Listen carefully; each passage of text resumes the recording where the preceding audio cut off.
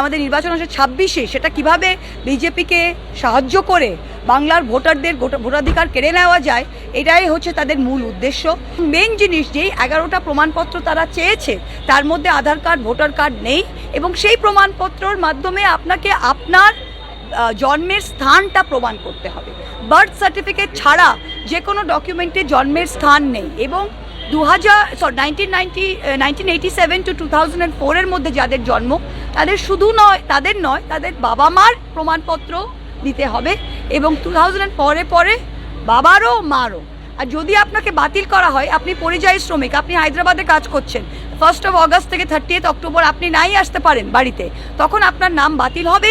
এবং এখন যেরকম ডিলিশন হলে আপনাকে একটা সুযোগ দেওয়া হয় হিয়ারিংয়ে, সেই সুযোগটাও দেওয়া হবে না।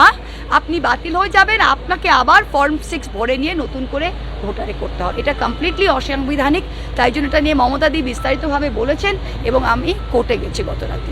বাংলাতে অবশ্যই হবে, ওদের প্ল্যানটাই এটা যে বিহার করেই বাংলা শুরু করবে, এবং চিফ ইলেকটোরাল অফিসার যে বাংলার, তিনি অলরেডি বিসি করে নিয়েছেন।